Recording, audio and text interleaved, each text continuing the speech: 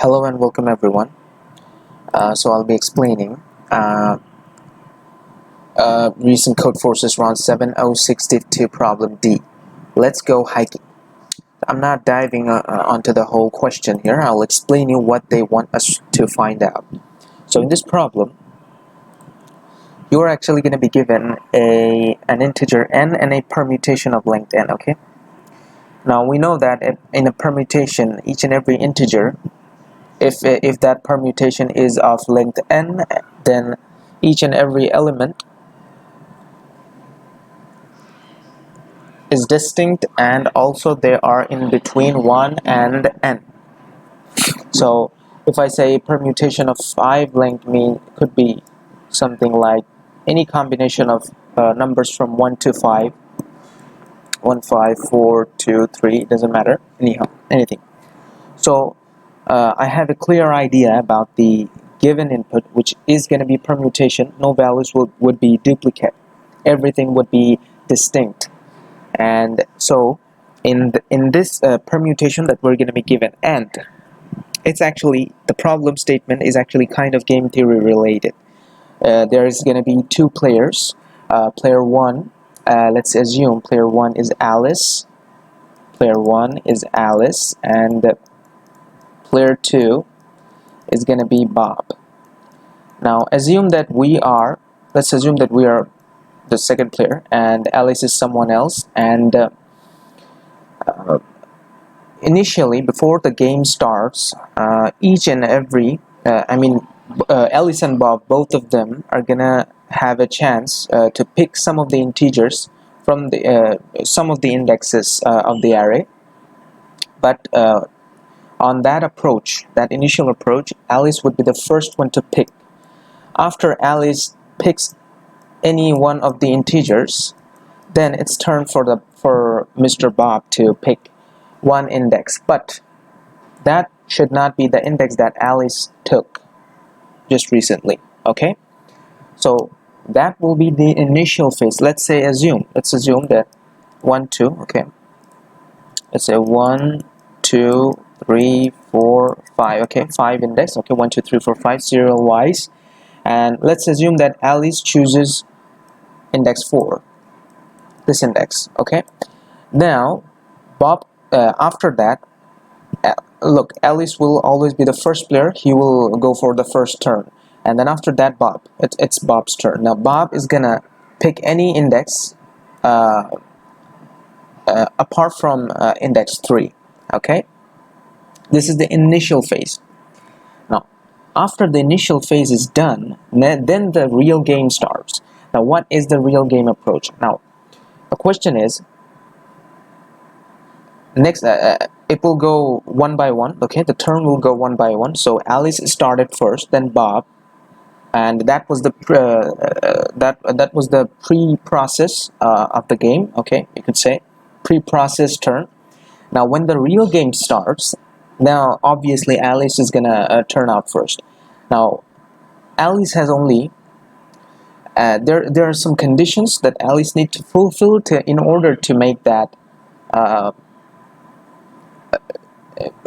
turn. Okay, make that move, and finally we have to actually return what are the possible scenarios and indexes where if Alice had chosen that index, okay, then he might then what are the possibilities that he might have won, which means I have to find out what are the possible indexes that if Alice chooses and he plays optimally. Both Alice and Bob are playing optimally, but what are the number of indexes that if Alice chooses that index, then he's about to win the game.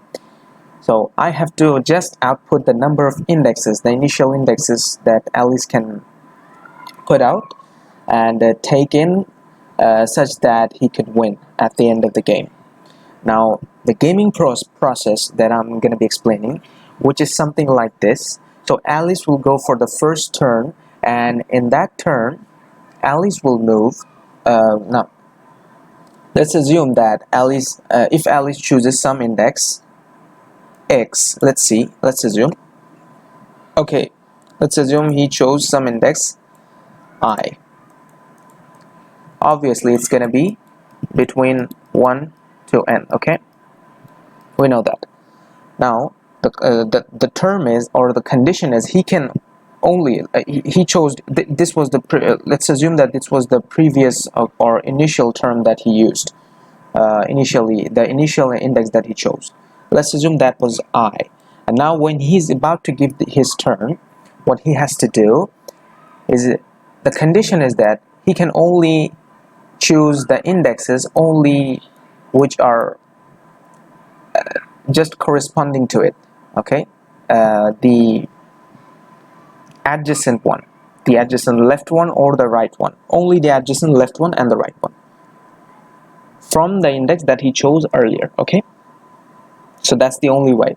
So if he actually chose in the previous term, if he chose I, then he's gonna be able to, he has the ability to use index I minus 1 or index I minus 2, I plus 1.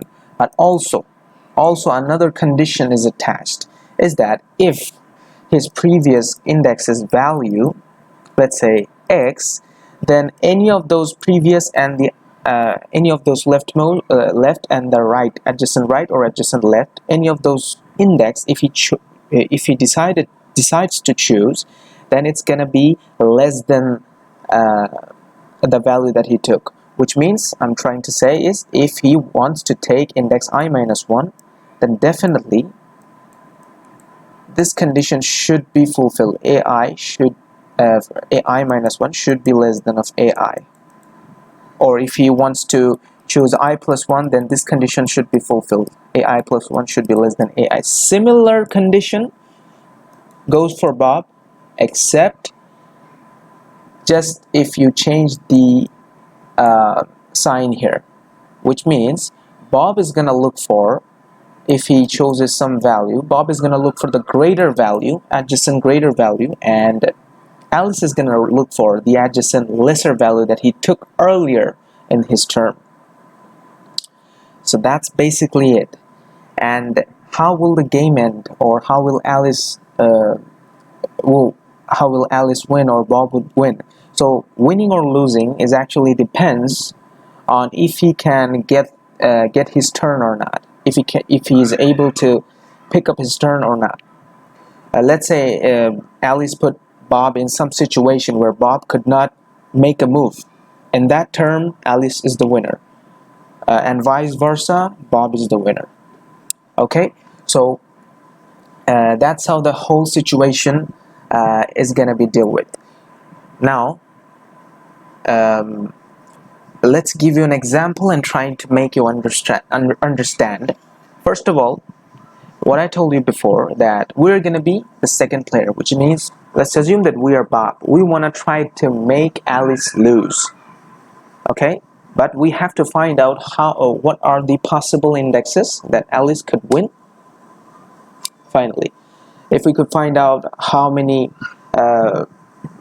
indexes where Alice could win, then that's the final answer. Now the question is, let's take an example.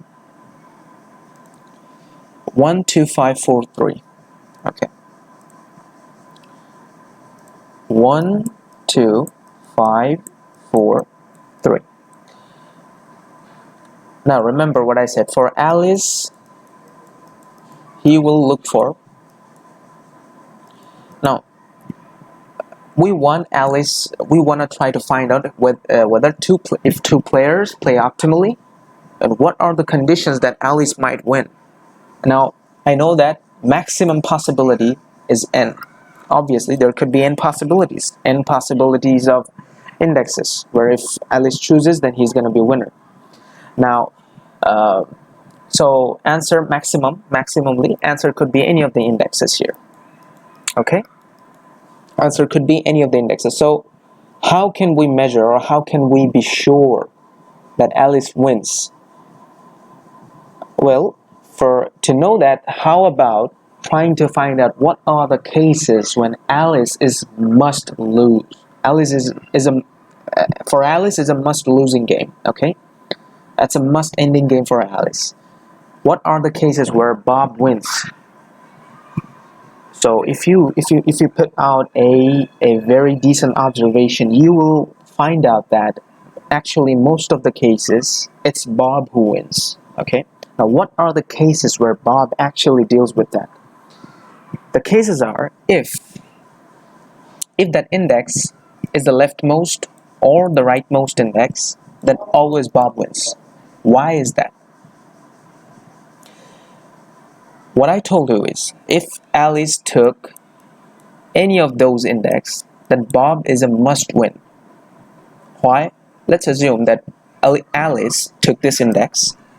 Okay, then what will Bob do is Bob will technically take this index, 1 2 3 4th index. Okay, now if he took that index, when Alice's move comes, Alice is not going to be able to make the point or the index where Bob actually is standing. So he has no other way to go here, and also he's in the last index, so there's no way for him to find a victory here, so he cannot move, so Bob wins. Similar case goes to if it's in the first index. If Alice chooses the first index, then Bob is gonna choose the second index right away to win the game, because he knows after that Alice won't have any freaking move to play after that. So these are the first two cases. And now what are the general cases when Bob is a must win? Now if I go for the middle index, I know there is a right immediate right and immediate left, the adjacent ones. Now remember, Alice, or I could say Bob will always win if Alice takes some index, but its left one and right one are not equal. Okay, if its leftmost value, adjacent left value and right adjacent right value, if they are not equal, okay, if they are not equal, then Alice always wins. Bob always wins. Now why is that? Let's assume that I've got this condition here, 2 5 4. Now assume that Alice chooses this condition here. Now he knows that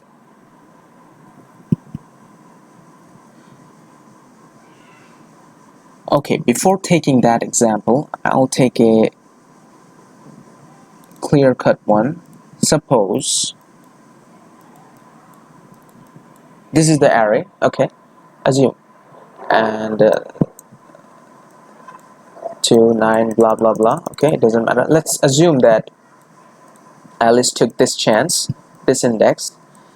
Now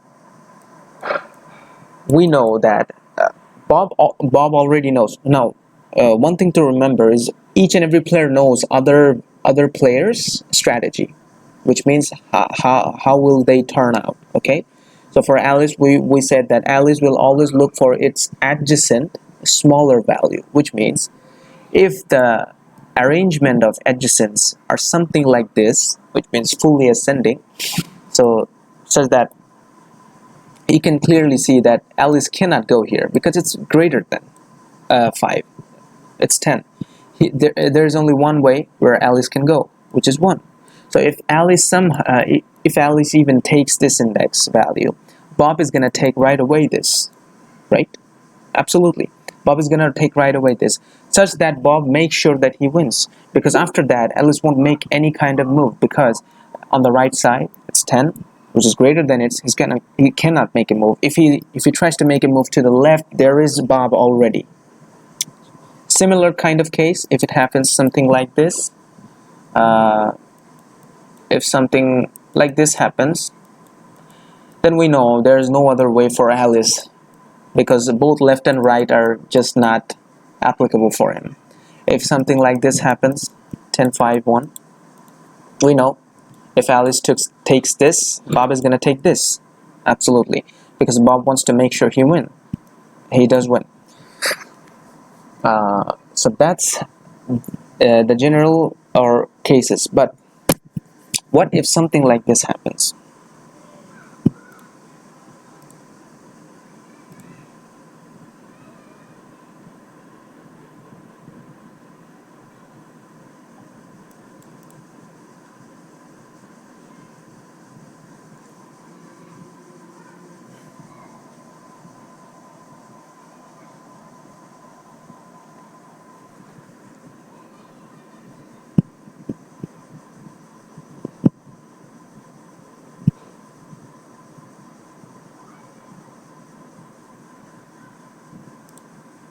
Okay, now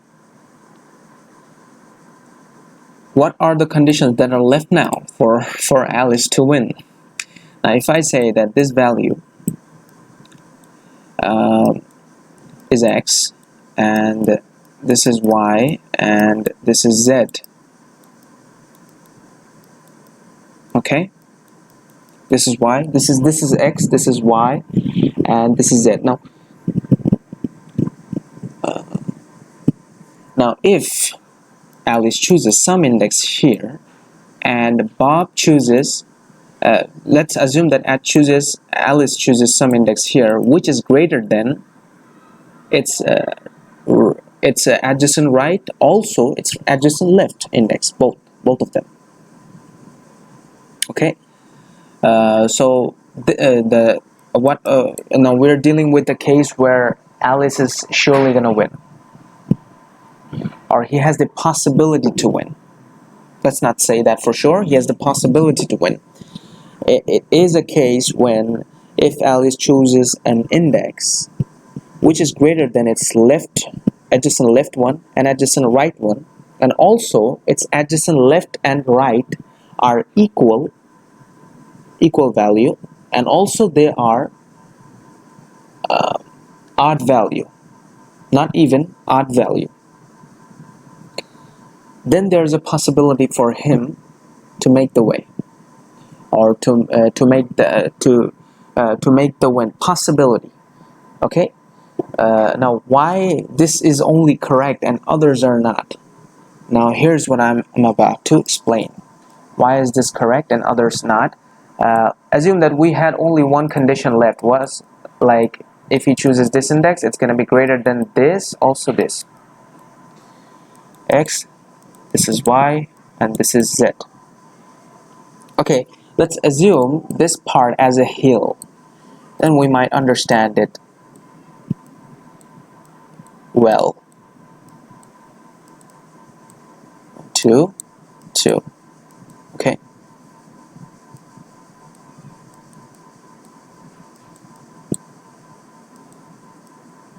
Okay, so let's understand it as a hill perspective. Here is the index that Alice is going to take, and after that we will get to know what are the conditions of the leftmost and the rightmost. If we know that of course the permutation is going to be any kind of each and every value is going to be distinct, so definitely the area would something look like this. Okay, we know what we care about is only this part. Okay, this is the part where we can have a possibility where Alice might win, but still there are some other conditions too. Now, to understand this position, if I say that, okay, let's assume that my hill looks something like this,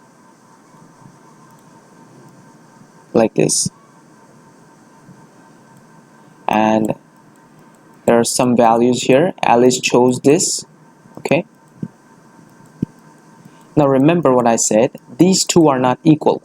Okay, these are all permutation values, assume, and Alice picked this one, which he knows that there might be some possibilities, but it will only be applicable when its adjacent left one and adjacent right one are going to be equal and odd, and also some extra possibilities that we have to make sure. Okay, So why this condition doesn't fulfill when the adjacent one are not equal? So if you could clearly see that, just imagine that this number, this value, let's assume that this value is even and this value is also even. If both of them are even, there's no way possibility there's both of this index's positions. Okay, I'm actually counting the index position, like 1 2 3 4 5 6 7 8. So this is even. 1 2 3 4 5 6 7. Okay, let's make it 8 or maybe 10, I guess. Just make it something. So if both of these left and rightmost values are even, then it's not possible. Why it's not possible for Alice to win? Because if Alice somehow manages, Bob knows which is the greater one, so Bob is gonna take that part, and if Bob takes that part, Alice has no other way. If Alice goes the other way, which has less hill type of position, because Alice is always gonna look for what, the lower one.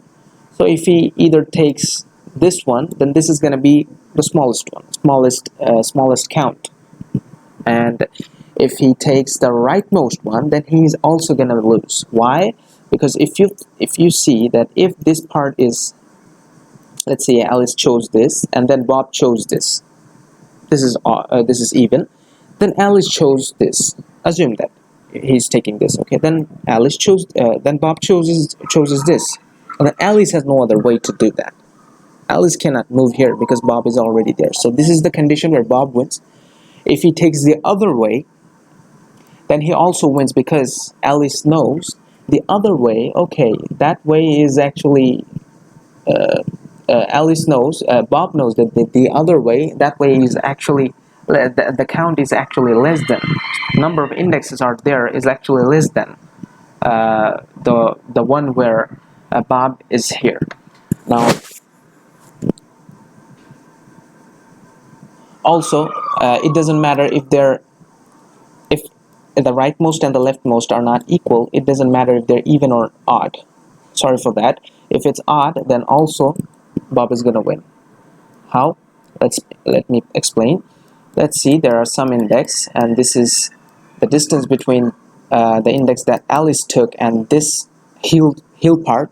I'm telling you, there is another part here which is the permutation. I'm not dealing with. I'm just dealing with particular this type of hill part. And Alice took this. Alice took this index, and now Bob knows that he's gonna have to climb up so that he can cut out Alice's move. What is the way?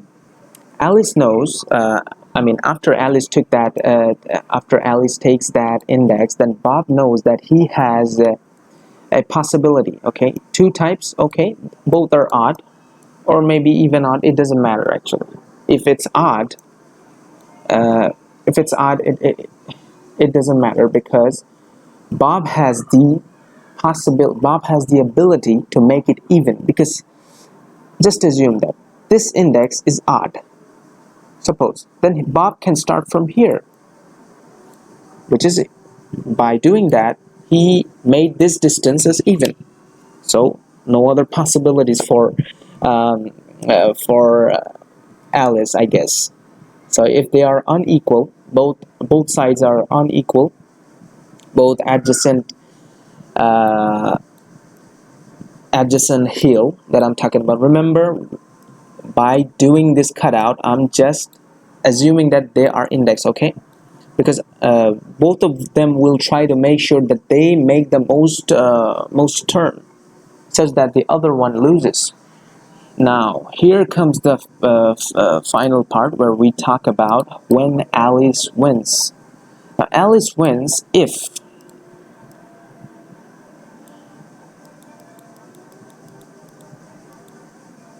this is Alice's index. Okay, Alice wins, and Alice wins. Okay, so this is Alice's index. Let's assume that Alice took this, and I know that this distance is equal and this distance is also equal, and if both of them are odd,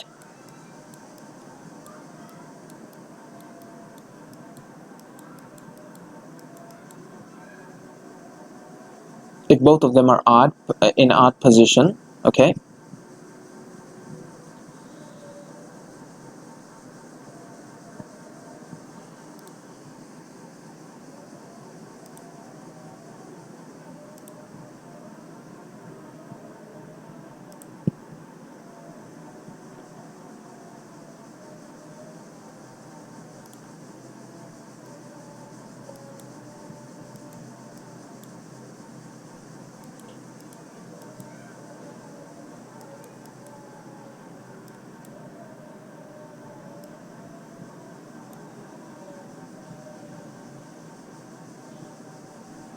if both of them are odd and both of them are equal, and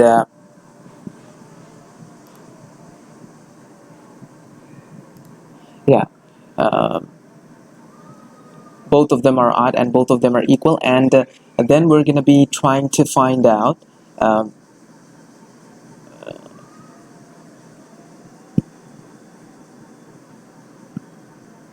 yeah, now assume that both, okay, what we just discussed is both of the distance from the of the hill.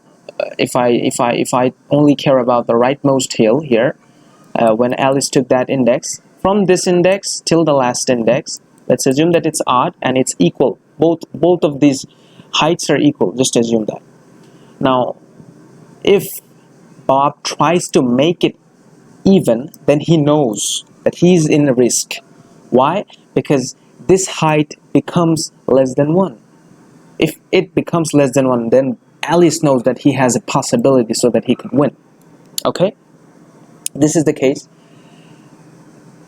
So this is actually basically the case where Bob actually loses and Alice wins, but still Bob has one condition and one techniques that he can apply, which is out of the box. Now, out of the box meaning we were only talking about only one hill, and I told you that the whole permutation is actually a bunch of hills. So if Alice took that index, so what? And if this part is odd and this part is odd and they are equal, so what? I have other chances that I can take, which is if something looks like this, if the permutation looks something like this, it could happen. Then instead of taking this point, I'm gonna definitely take this point. Bob is gonna definitely take this point because Bob knows that this peak is equal. This peak is far more greater. This peak distance from here, from this index till the peak index, the distance is far more greater than that. Of course, Bob will take that chance, and he's gonna take that chance, and he knows that he's gonna win because he knows he's gonna have the most out of turn, greater than what? Greater than Alice. So there's also a possibility that Alice could lose here, but also a possibility that he could win if something like this doesn't occur. Something big distance like this doesn't occur inside the other part of the permutation that they're given. I hope you get that. And finally, we will count for each and every index. First, we'll try to find out this hill type of situation, and for each and every hill type of situation, we'll be checking whether these are equal and odd. If they are equal and odd, then just giving this check will also, this type of situation can occur in the left side too. Okay, like this. So such that Bob could make it in either way. I'll explain it, or I will clarify it once again. It looks something like this. So, okay, let's assume that we were checking on this one. Alice took this. Now Bob knows he has either this option or this option. Both of them are greater, so it doesn't matter. So what we will check is each and every hill. We will try to find out what is the leftmost index that is the peak base position, and rightmost index, which is the peak base position. And for this index, we will try to find out what is the maximum length of increasing in suffix like this, and maximum length of increasing increasing for this part. Okay, maximum length of increasing for this part. We can easily make it in a big fan solution, and these two values are needed to make Alice lose the game. But still, if we find out that these values are not enough, these values are totally small, that they cannot make a difference, then Alice definitely wins, because Alice wins only this condition, only for this condition, remember, only. Let me take you to the code part, you'll understand more. Now here what we tried to do is okay, we did a lot of things here, but I'll simplify it with taking the values and initializing some values. This is actually marking down which are the values that are hill or not. This is actually doing the same thing. We're just denoting which are hill, which are denoting the hill figure, and only the hill figures we're going to be working out. And I hope you can implement the part where I found where I try to find out till some index what is the maximum increasing or the maximum decreasing length of part that we can create. I actually did the same thing here. Okay, so in this two loops part, I actually did the same thing. Look, just assume that, let's say 1, 3, 5, 6, now 4, 2. Now 4, 2, let's say 10. Okay, 6, let's 4.